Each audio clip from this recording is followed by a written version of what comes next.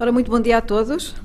Queria, em primeiro lugar, agradecer à Fundação Portugal Telecom, que desde a primeira hora tem apoiado a Advita na produção dos recursos formativos, manuais escritos e filmes, que já vão em 12, na área do apoio ao cuidador.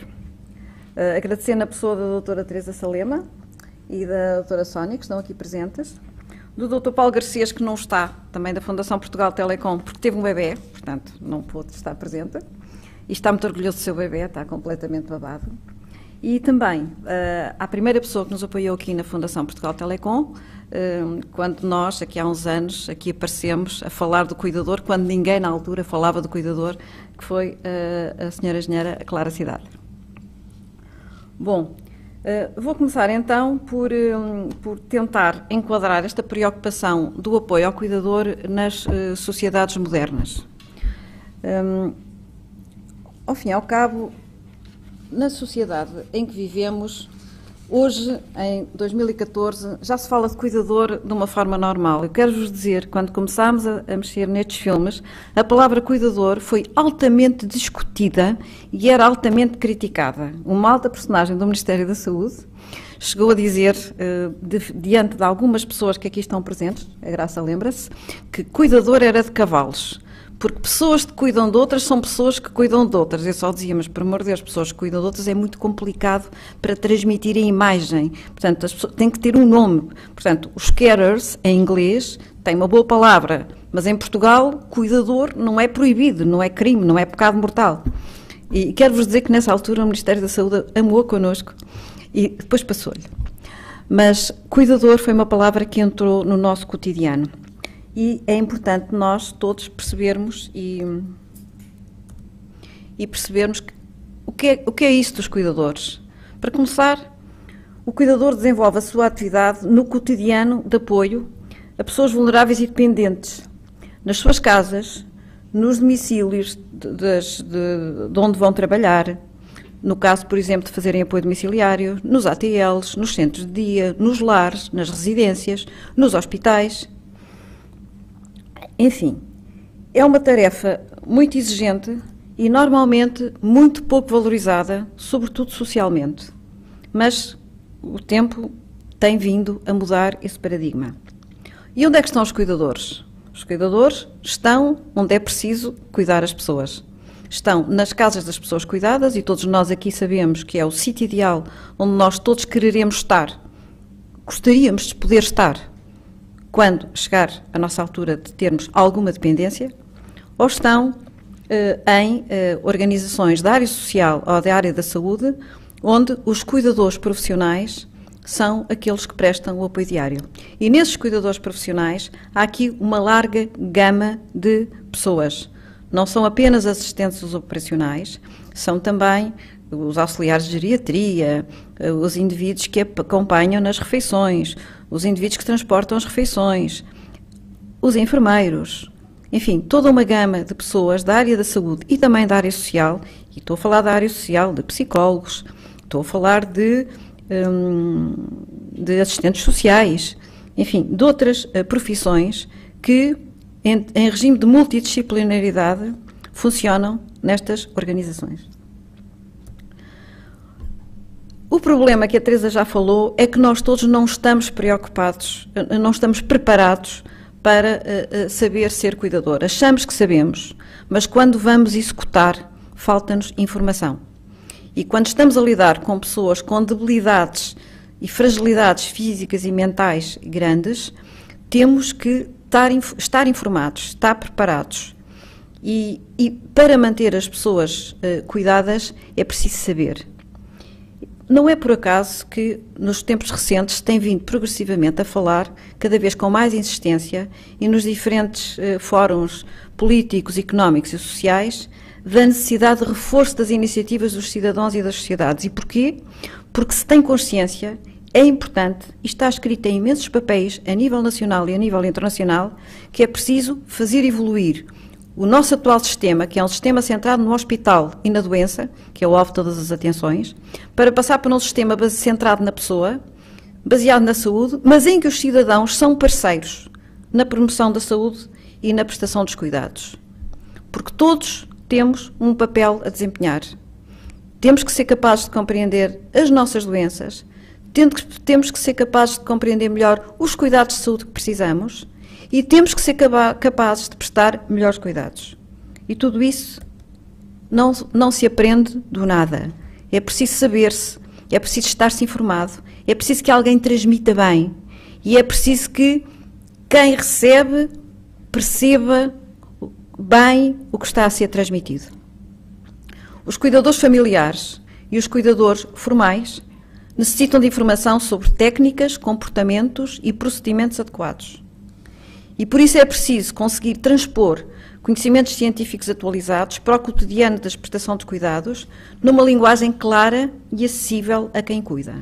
E posso-vos dizer que a nossa experiência de produção destes recursos formativos escritos e dos filmes nos transmitiu que não era nada fácil.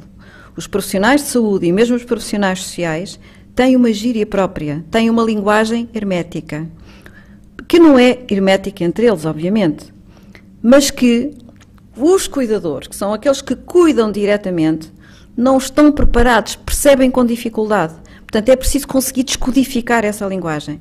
Portanto, o trabalho que nós temos tido e que desenvolvemos ao longo deste tempo é este esforço continuado de descodificação da linguagem. E é preciso inovar nos processos de aprendizagem. Nós temos que conseguir fazer chegar a informação a quem cuida.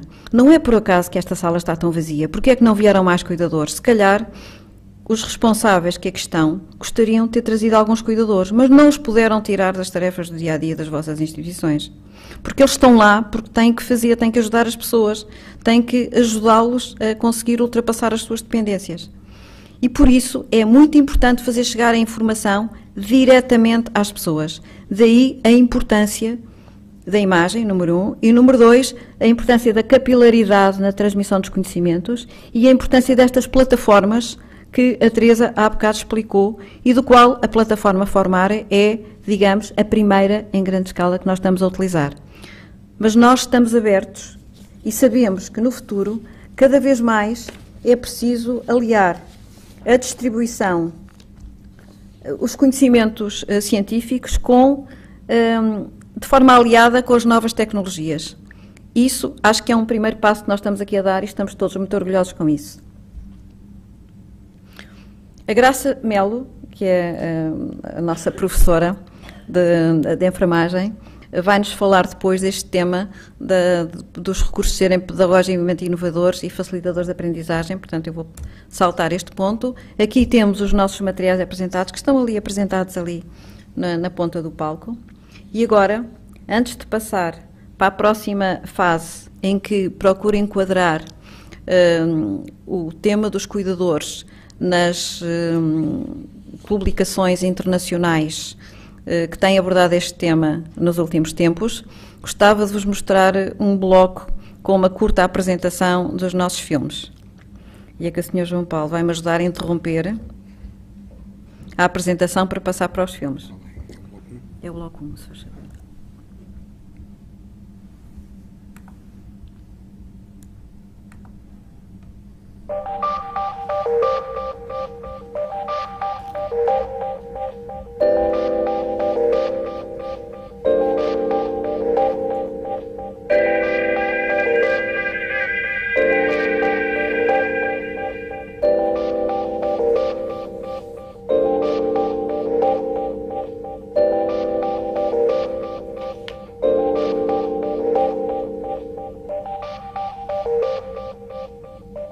Mas afinal, o que é um cuidador?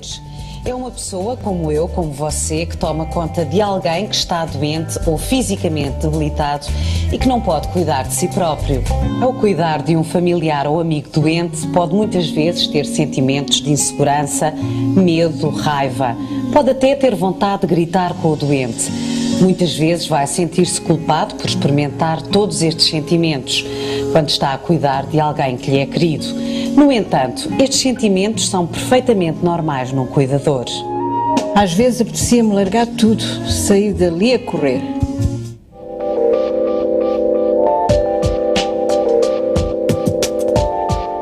Os cuidadores cuidadores familiares, nos quais se incluem os amigos e os vizinhos, prestam a maior parte dos cuidados a pessoas dependentes na comunidade.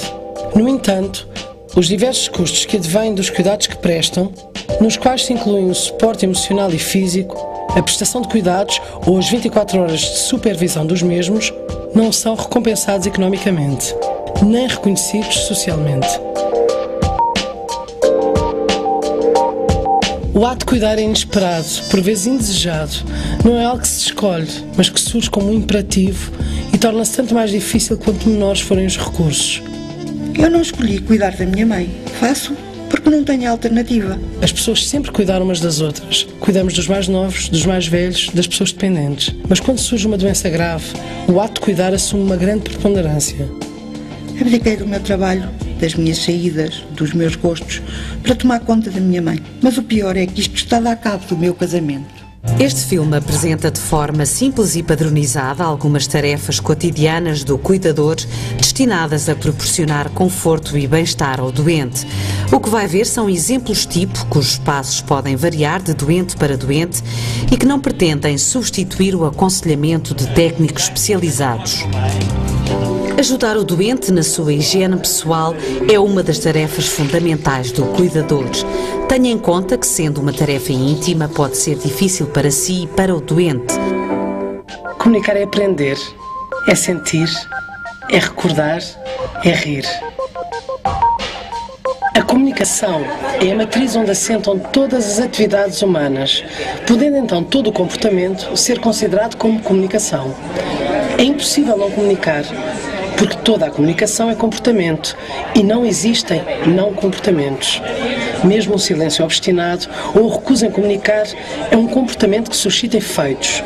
Logo, é um comportamento comunicativo. Aqui andam todos preocupados com o que fazem, mas não têm um bocadinho para falar connosco e para nos ouvir? Imagens como estas são indutoras de um comportamento agressivo por parte das pessoas que cuidamos. A relação entre o profissional e a pessoa doente ou dependente é fundamentalmente assimétrica. De um lado, o poder do profissional para fazer, do outro, a impotência do doente para fazer. A pessoa que cuidamos tem que se entregar aos cuidados, pelo que reconhece implicitamente a sua inferioridade. Trata-se de uma relação de poder sobre a pessoa que cuidamos, que tem vontade, crenças e hábitos próprios, e quando são postos em causa, podem precipitar uma reação de resistência. Custa-me quando tenho que fazer a higiene. Foram poucas vezes e ainda bem. É desconfortável e a nossa intimidade é invadida. É muito desagradável. Posso passar aqui para o bloco 2? Desculpa lá, mas eu não sei se sei. A saúde e o bem-estar de um indivíduo dependem da sua capacidade de se mover e mobilizar os membros. A mobilização de todas as partes do corpo através de movimentos coordenados e a manutenção de um bom alinhamento corporal permitem ao organismo desempenhar eficazmente todas as suas funções: respiração, circulação, regulação e eliminação. Além disso, a manutenção de uma adequada mobilização ativa estimula o apetite e reduz a fadiga. A imobilidade, para além das alterações físicas, tem ainda consequências a nível cognitivo e social. As consequências da imobilidade conduzem a uma maior procura dos serviços de saúde, tanto em ambulatório como em internamento. Leva ao aumento do número de dias de internamento e, logicamente, a uma sobrecarga económica para a família e sociedade em geral. Transferência da cama para a maca com transfer e 3 cuidadores. Para tornar segura esta transferência podem ser utilizados transfers. Deslocar a pessoa para a beira da cama do lado onde está a maca, ficando esta paralela à cama e travada. O primeiro cuidador roda o doente para si, para ser colocado o transfer entre as regiões dorsal e sagrada. O segundo cuidador coloca o transfer, fazendo-o deslizar. Apoia a cabeça e as omoplatas da pessoa cuidada e é quem coordena a transferência. O terceiro cuidador apoia os membros inferiores e acompanha o movimento. A prestação de cuidados de saúde, qualquer que seja o lugar onde é efetuada, está associada ao risco de se poderem adquirir micro-organismos capazes de provocar infecções. Estas infecções são denominadas infecções associadas aos cuidados de saúde, IACs. Os prestadores de cuidados constituem elementos decisivos na prevenção do aparecimento e na transmissão das IACs, pelo que a adoção de boas práticas é essencial para a redução do número de casos. A responsabilidade da prevenção das IACs é de cada um em particular e de todos no geral, e é uma tarefa universal e permanente. Estudos internacionais revelam que cerca de 1/3 das infecções adquiridas no decurso da prestação de cuidados são seguramente evitáveis. O desenvolvimento das IACs depende da combinação de fatores relacionados com 3 elementos. Em primeiro lugar, a pessoa cuidada ou hospedeiro, no qual os fatores genéticos determinam o desenvolvimento e a gravidade das infecções. A administração de antibióticos constitui o principal fator de risco para uma IACs, assim como a idade, doenças prévias, doenças crónicas do foro respiratório, cardiovascular, metabólico ou neurológico. Em segundo lugar, o micro-organismo ou agente, cuja agressividade depende de características que lhe permitem violar as defesas do hospedeiro, multiplicar-se de forma ativa e resistir às terapêuticas anti-infecciosas. Finalmente, o ambiente, constituído por componentes animados, vivos, tais como os profissionais de saúde, em sentido lato, e pelas visitas. E o ambiente inanimado, que é constituído por edifícios, superfícies, materiais e equipamentos, clínicos e não clínicos, ar e água, roupas e resíduos, e ainda pela medicação e pelos alimentos. As medidas básicas de prevenção e controle da infecção aplicam-se a todas as pessoas cuidadas, em todas as unidades de saúde e de apoio residencial, independentemente de haver suspeita ou confirmação da presença de um agente infeccioso. É fundamental aplicá-las na prática diária para atingir os objetivos da prevenção e controle da infecção. A higienização das mãos é a medida, por si só, mais eficaz na prevenção e controle da infecção. Aplica-se tanto aos profissionais como às pessoas cuidadas, familiares e outras visitas a unidades de saúde e de apoio residencial. O equipamento de proteção individual deve ser utilizado na interação com a pessoa cuidada, devendo ser selecionado com uma barreira protetora mais apropriada em função do contacto previsto e do procedimento a realizar. Devemos usá-lo racionalmente.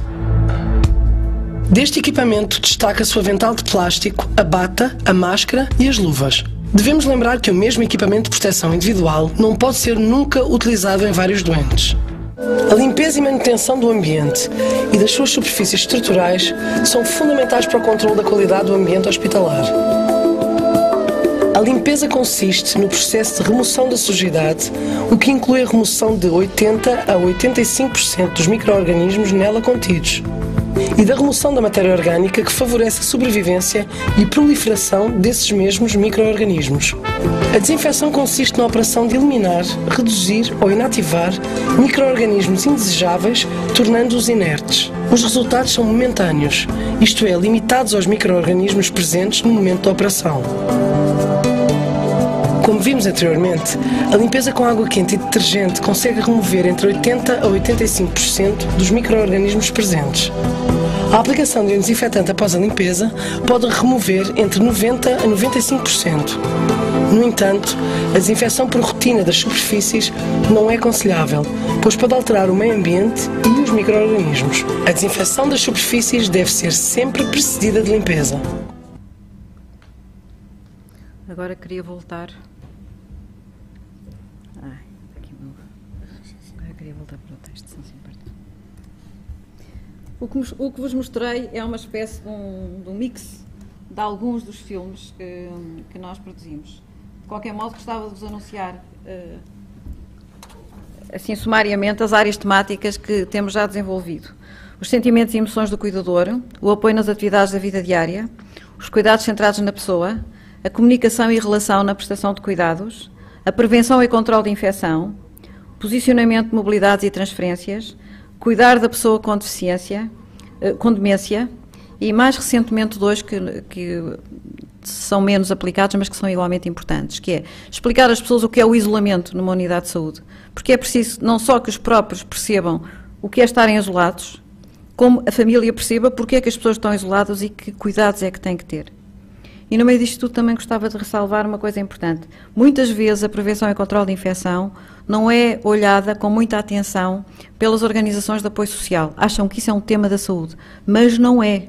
Está provado internacionalmente que as infecções viajam entre os hospitais, os lares e as casas das pessoas. Portanto, todos, em todos os lugares, temos que estar informados para saber fazer bem e prevenir a infecção. Porque a infecção é um caso muito grave nos dias que correm, não apenas em Portugal, mas em todo o mundo. Aliás, falando um bocadinho no genérico, há algo que nós temos que começar a capacitar-nos todos, que é que a saúde não pode ficar exclusivamente entregue aos profissionais de saúde e aos políticos. Não deve ser encarada exclusivamente como negócio. Também não deve ser encarada exclusivamente como um serviço de Estado. E todos temos um papel a desempenhar nesta área. Portanto, todos temos muito que aprender.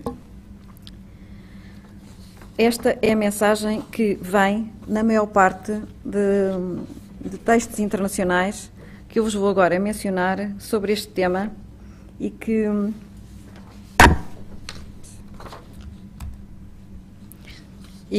vou começar pela Estratégia Europeia para o ano 2020. A União Europeia define os documentos estratégicos de longo prazo. E esta Estratégia Europeia para o ano 2020 é definida com base na relação dos mais velhos com a saúde e com a segurança social.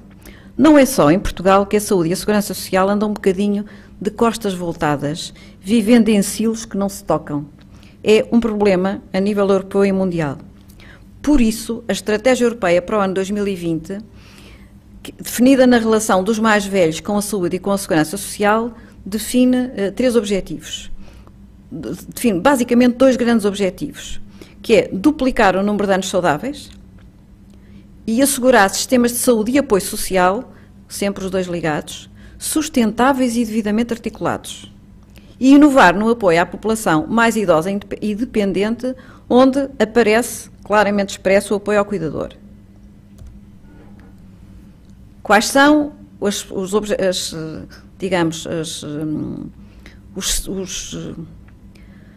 as bases desta Estratégia Europeia para o ano 2020? Prevenção da doença e promoção da saúde, articulação do care, ou seja, a articulação dos cuidados de saúde e do apoio social e apoio aos cuidadores, que eles apresentaram em termos de imagem em 3 silos, ou seja, em 3 pilares. O primeiro pilar é o pilar da prevenção, rastreio e diagnóstico precoce das doenças. Uma intervenção centrada nos cuidados de saúde primários, com uma responsabilização e empowerment no doente e nos seus cuidadores. Ou seja, todos temos que saber mais destas áreas para conseguir intervir em tempo. Depois há um segundo pilar, que é a articulação dos cuidados de saúde com os cuidados de apoio social, que é algo que não é fácil. Eu tenho a certeza que, aliás, vou perguntar às pessoas que estão aqui nesta área se acham fácil a articulação dos cuidados de saúde com os cuidados de apoio social. Quem acha fácil? Pois, é o que nós normalmente todos pensamos. A saúde vive de costas voltadas sobre si mesmo, a segurança social vive de costas voltadas sobre si mesmo, tentam-se fazer umas pontes que normalmente funcionam com muita dificuldade, mas temos que ultrapassar isso. Porque os cuidados não podem ser segmentados em silos, porque é preciso e é conveniente uma articulação e temos um problema grave de doenças crónicas sobre o qual todos precisamos estar mais bem informados. Depois temos o terceiro pilar, que é o pilar da promoção da vida autónoma, independente e do envelhecimento ativo, onde a comunidade tem cada vez um papel mais importante, onde as pessoas que estão aqui sentadas têm um papel muito importante, mas que, quando chegam àquela fase mais difícil das pessoas estarem a precisar de mais apoio, porque os graus de dependência vão crescendo, vão-se defrontando sucessivamente com mais dificuldades na execução da sua função. Mas é isto que diz a Estratégia Europeia até ao ano 2020. Há aqui um grande desafio subjacente a tudo isto, como sabem, que é o grande desafio das doenças crónicas de longa duração. Portugal tem uma esperança de vida semelhante à da União Europeia. A esperança de vida média hoje na União Europeia é da ordem dos 80,3 anos, estamos a falar na média dos 28 países da União Europeia. Portugal tem uma média de 80,6, portanto até tem uma esperança de vida um bocadinho superior à média da União Europeia. Separando entre mulheres e homens, a coisa é um bocadinho diferente. A mulher tem uma esperança média de vida hoje de 83 anos, vírgula qualquer coisa, e o homem de 76,9 anos. A média dá aos tais 80,6 anos. Portanto, mas quando nós comparamos com a qualidade de vida das pessoas mais velhas, não sei se tiveram acesso à publicação da Gulbenkian, denominada Um Futuro para a Saúde em Portugal, que foi apresentada há coisa de um mês. Em Portugal, vive-se mais tempo, mas com problemas de saúde no final de vida. Em Portugal, quem chega aos 65 anos tem a média mais 6 a 6 anos e meio de vida saudável. Na Noruega, tem 65 anos, mais cerca de 15 anos de vida saudável. Temos um longo caminho a percorrer. Isto faz-se prevenindo em tempo e intervindo em tempo. O tema de prestar melhores cuidados com menos recursos e apostar seriamente na formação de cuidadores é, obviamente, algo que passa por todas as nossas organizações e temos que ter consciência que com o aumento da esperança de vida, o que é que acontece? Aumenta a necessidade de apoio.